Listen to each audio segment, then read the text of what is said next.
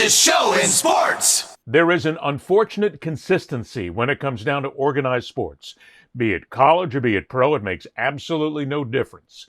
If you have players who are great players, coaches who are winning coaches, the sport will always try to cover up sexual abuse. It has happened so many times that we could spend 3 hours sitting here and just talking about all the different issues and all the different times that athletes and coaches have been involved one way or another in sexual assault cases, sexual abuse cases, anything that might take them off winning for their school or for their organization.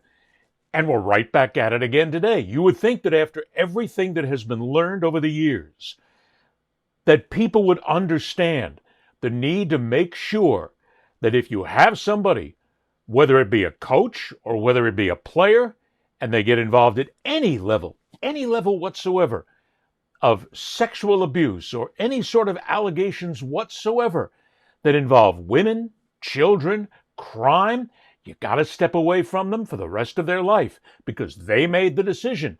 If that coach or if that player makes a decision to break the law, to do something untoward, whatever, guess what? There's no feeling sorry for them anymore. It's a matter of just making sure that they are not connected with your organization, your school, and make sure that they never get another chance. But I'm going to be fair. There are those who are going to hear this whole story here right now, and you're going to say, wait a minute, maybe we should give people a second chance. Isn't that the thing to do? Somebody makes a mistake, you give them a break. You get them back in once again, and you let them prove that they are not the person that made the mistake the first time around. Yeah, I mean, that's great. Guess what? If you accidentally throw a brick into the window of a convenience store and you break the window, well, you made a mistake. You were throwing the brick at your friend's car. I mean, but if you're getting involved in something that takes in sexual abuse allegations, the harming of women, the harming of children, the drug use, you can go on and on and on. You have to cut the difference. You got to fish or cut bait, and you got to get rid of them. This is one of those stories. I'm going to begin by taking you back to 2016. Now remember, this is 9 years that this first happened. It involves Baylor University and their head football coach, Art Briles. And I should point out, too, the president of the university at the time, a guy who should know better, a gentleman by the name of Ken Starr. He was once charged with righting the wrongs in society. The former federal judge and solicitor general, best known for investigating Bill Clinton's affair with Monica Lewinsky. But this morning, Kenneth Starr, out as president of Baylor University after an investigation revealed the school mishandled and in some cases silenced sexual assault claims on campus. This report from independent investigators claiming the school chose not to report sexual violence and dating violence claims against multiple players, improperly discredited complainants, and reinforced an overall perception that football was above the rules. Recently, 2 Baylor football players convicted of sexual assault, another arrested. The scandal sacking football coach Art Briles, who led the team from the rags to the riches of college football, capturing the Big 12 title in 2 of the last 3 seasons, commanding a reported annual salary of nearly $6 million. Texting his players on Thursday, "I'm no longer the head football coach." But accountability for the scandal also falling to Starr, saying in a statement he's profoundly sorry to the victims who were not treated with the care, concern, and support they deserve, claiming he didn't know about allegations of violence until 2015, when he launched his own investigation. Stephanie Mundhank met personally with Starr in December to discuss her own sexual assault. I wish they would have done more to help. If someone really believed that I was sitting in class next to my rapist, more should have been done about it. You think? Sitting in class next to her rapist. The Baylor scandal of 2016 blew up. Briles got fired. And as a matter of fact, Briles has tried to get back into football. He tried to go to Grambling State, and he was bounced there. He also went to, I'm trying to think. He resigned at Grambling State. He was in the Canadian Football League with the Hamilton Tiger Cats. And when they found out all of the reaction to him getting the job, they rescinded their offer to him. This is a guy who has been trying to get back into the game since that time at Baylor. What they did was reprehensible. What they did was despicable, because they all conspired to make sure that any and all of the sexual assault allegations by their players against their players was covered up. They made sure that it all went away, because all they were involved in doing was making sure that you win. That's all it is, especially at a place like Baylor, because there's nothing more important to Baylor than college football. The fans will tell you that inside and out. And when they had a guy like Briles sitting there and they had a chance to maybe get involved in big bowl games, championships, remember things were a lot different in 2016. I mean, they're all over it. But the fact that this guy knew, that the president of the university knew, by the way, the athletic director was also bounced when this was all said and done, that they all knew that there were sexual assaults going on. Women were being assaulted. Women were being abused. And they knew it. And they covered it up. Now, let's not be Pollyanna-ish here, okay? It's not like Art Briles was the first coach to ever do anything like this. I've been around college football a long time. And I can tell you that one of these days, maybe I'll come out and tell some of the stories that I know.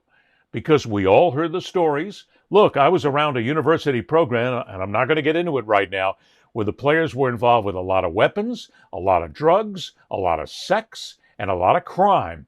That basically the police department in the city that they were located in, that they are located in, let them get away with it. Why? Because they were college football players, and it was a program that was on the rise. And it was a program that was winning national championships. Nobody wants to get in the way. Nobody wants to bother that. It's the most important thing. There is nothing more important to these people than winning a football game, winning a basketball game. Nothing. And there's nothing more important to the fans. It's not a big deal if a woman gets abused. One or two gets abused. It's okay. Look, it really wasn't abuse. She just misread his intentions. It was a date gone wrong. He wanted a kiss and she didn't want to give him a kiss. Look, you can go ahead and say that I'm basically underscoring this, but this is what happens. This is what people do. They come in and say, it's no big deal. Look, it's just a boy and a girl misunderstanding each other. But when you have a young lady who sits there in front of the cameras and looks at it and uses the word rape, what are you going to do? Sit there and go, she's lying? Is that just going to be it? I mean, that's what a lot of people will do. Oh, she's just lying. She wants money. It's one of those sociological things that happens nowadays when it comes down to the assault against women. It's wrong. We have to stop thinking like that, and we have to start thinking about what is more important than winning a damn football game or a basketball game or a baseball game or a hockey game or any of these events. What is more important? Safety. What's also important is crime. If somebody's committing a crime, allowing a crime, looking the other way from a crime, they're just as guilty of the crime as anybody else. Which brings us back to Art Briles. Art Briles has now been named the head coach of a Division II school, Eastern New Mexico. He's their football coach. It doesn't make a difference what he's done. Eastern New Mexico has apparently decided that, well, we can give him the chance now, and we can look past what he did. No, you don't. That's the stopping point right here. Eastern New Mexico needs to be ashamed of themselves for bringing in a guy like Briles. Here's a guy who knew crimes were being committed. What, all of a sudden you think 9 years? He's now going to lose all that? It's never going to happen again? This was a systematic ability of these people at Baylor to make sure that crimes were committed, crimes were covered up, especially sex crimes. But at Eastern New Mexico, you're deciding, let's give the guy a chance. Let's get down to that for a second, okay? There's always going to be people who will say, hey, Art Briles made a mistake. He made a big mistake. And you got to give him a second chance. Everybody deserves a second chance. No, they don't. That's the difference. You deserve a second chance if something mild happens. Let's say you go to a store somewhere, you put something in your pocket, you walk out, you mistakenly didn't remember that it was in your pocket, you get bagged for shoplifting. Okay, you made a mistake, an honest mistake. So maybe you give, and you do, give somebody a second chance after that. You get little crimes. I mean, there are people out there who will say that even DUIs should get a second chance. Well, Maybe they should, depending on the level of the crime. That certainly is up to the system. But there are some crimes you simply don't give somebody a second chance for because they haven't earned it. Yeah, they're going to say, well, wait a minute, it's been 9 years, Ed. He gets a break because it's been those 9 years. He's put it behind him and he hasn't had any problem since then. Yeah, guess what? Because he hasn't been employed. Because he's not out there to cover up. And you better believe that if a guy gets bagged one time in a crime like this, he's going to make sure it doesn't happen again. And if it does happen again, he's going to make sure he does a better job of covering it up. Or maybe even this time, wow, what a shock. Maybe he'll go public and say, we have a crime. We have a mistake. We have a player who's done something. We need to get on it and stop it right away. That's not what they did at Baylor. They let it go. They let these women live with being assaulted and raped. And they walked away from it because it was a college football game, because it was a chance to win. Art Briles doesn't deserve any second chances. He made his bed. He knew exactly what he was doing. At the time he was at Baylor, he got punished for it. I do want to point out that an NCAA infractions panel ruled in 2021 that Briles was not guilty of any NCAA violations. Now, there's the key in all this. The panel concluded that he, and I'm reading this, failed to meet even the most basic expectations of how a person should react to the kind of conduct at issue in this case. That's a point to be taken. Again, it's a matter of what you've done. Now, a federal judge ruled in 2023 that Briles was not negligent in a case involving a female Baylor student. The student said she was physically assaulted by a football player, and she brought him into it.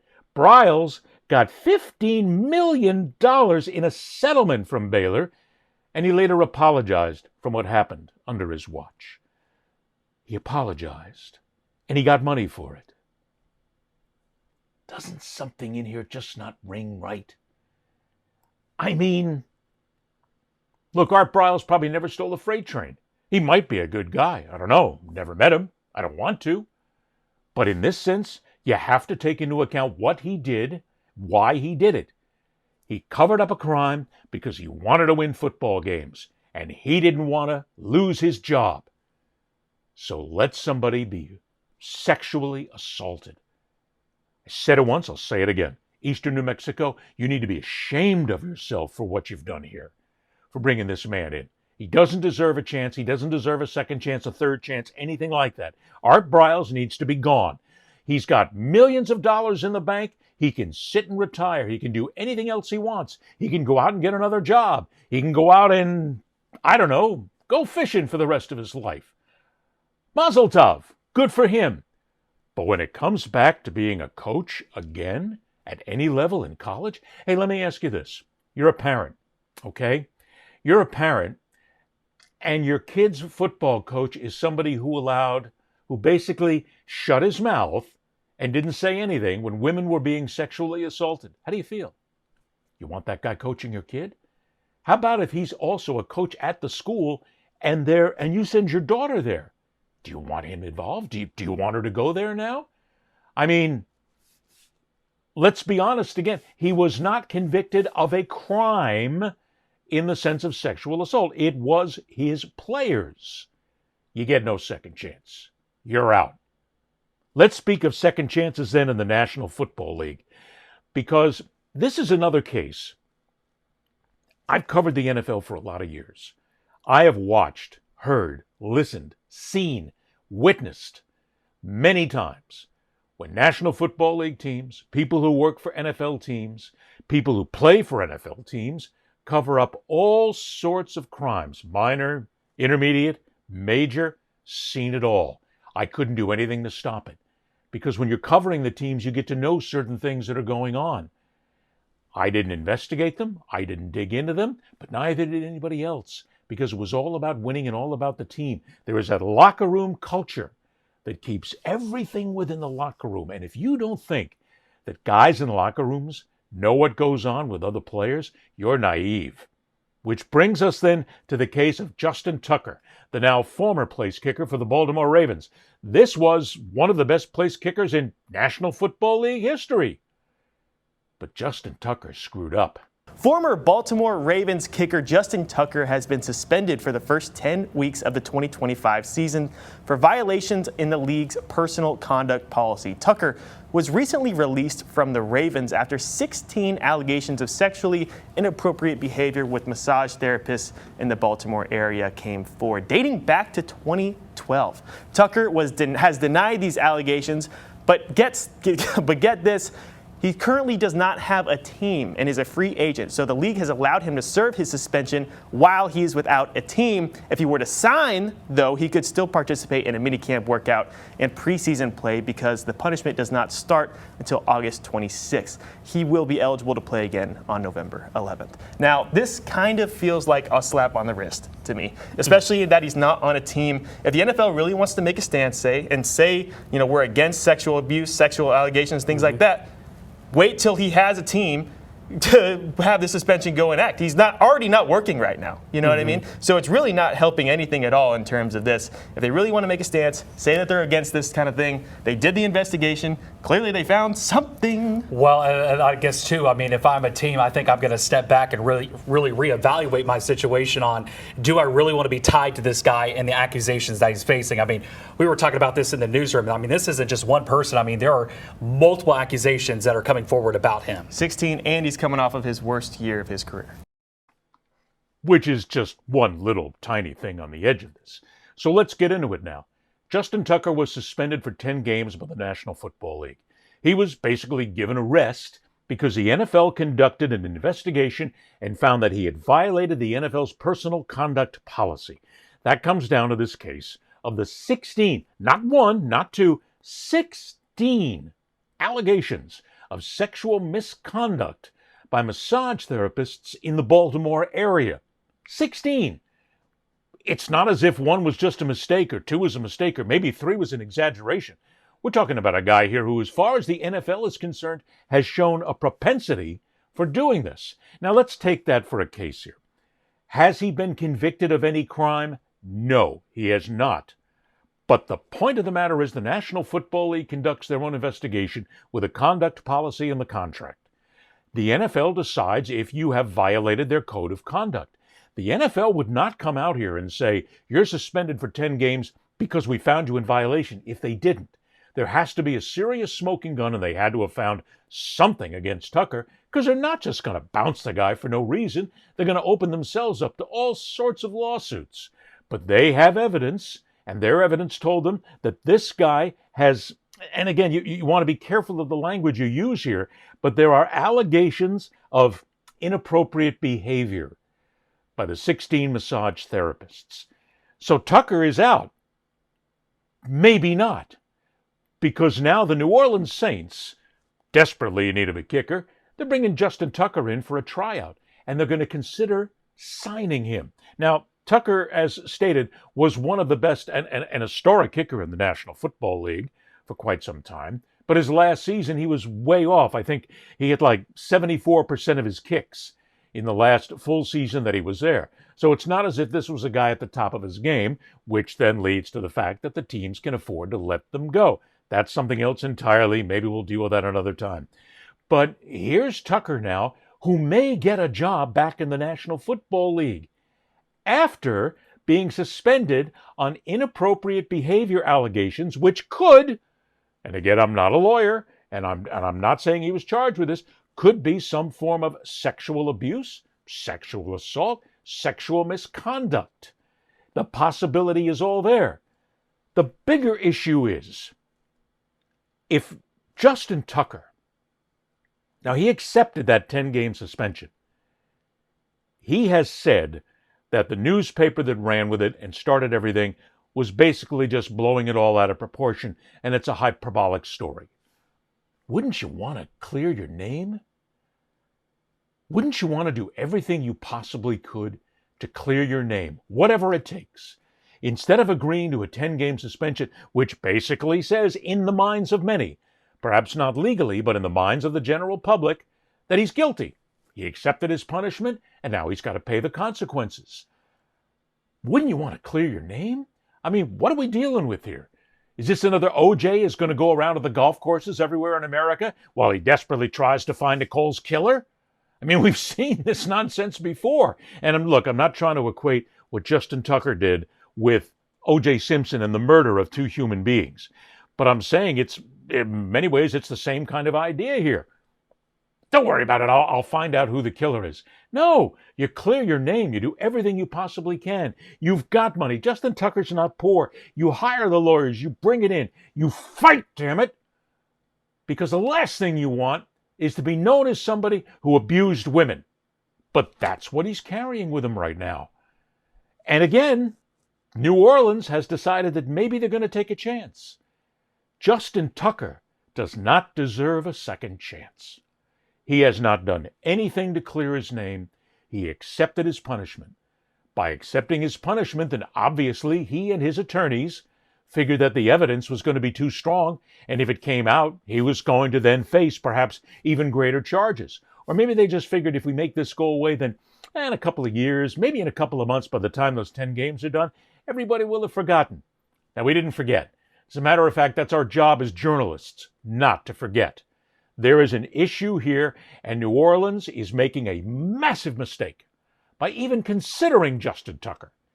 And again, Justin Tucker's another guy who's made millions over his career. Guess what? I'll bet you he can go out and go fishing for the rest of his life and not have a problem. And he was at the end of his career anyway, pretty much. I mean, he's 36 years of age. He's getting into ancient time for kickers. That's beside the point. He doesn't deserve the chance to be part of the National Football League because he has already besmirched his reputation, the reputation of the league. And speaking of the league, as I've mentioned earlier in this show, the league does a terrible job, many times, of following up on things like this. There are innumerable instances over the years where the National Football League, coaches, players, general managers, people in teams, people in organizations have covered up nonsense, have covered up illegalities because they don't want their best players to disappear. A lot of times they'll hang the worst player out to dry if he's involved in an issue, but not the best players. They hide it, they cover it up because they don't want to lose. It's still all about the game more than it is about the actual sexual assault itself. This is wrong. This is just wrong. Justin Tucker, look, I wish this for you. Get out there, prove your innocence. I think you're going to have a hell of a time with 16 different allegations. I mean, 16 people. 16 people have said that you were a little handy, maybe, or you got out of hand, or you crossed the line. And you really haven't done anything to make good on that, except accept your punishment. So take your punishment. Understand you don't get to be in the NFL again. And please, I beg the NFL, if this happens, but not just the NFL, Major League Baseball, NBA, NHL, WNBA, I don't care. If you've got issues like this, hammer down. Hold them responsible. Hold the players responsible. Don't give them a second chance. You make a mistake like that, and I'm just going to say this, and this isn't alleged. I'm just making a comparison here. If somebody goes out and gets involved in crime 16 times, looks like somebody made a decision. Looks like somebody made an actual decision to do something. And again, that's just conjecture, is all that is. I'm just making that as a maybe. But you made the choice. Somebody did. You pay for it. And if you lose your career, tough shit. Because you're the one who made the decision. End of story. Ed Berliner, the fastest show in sports.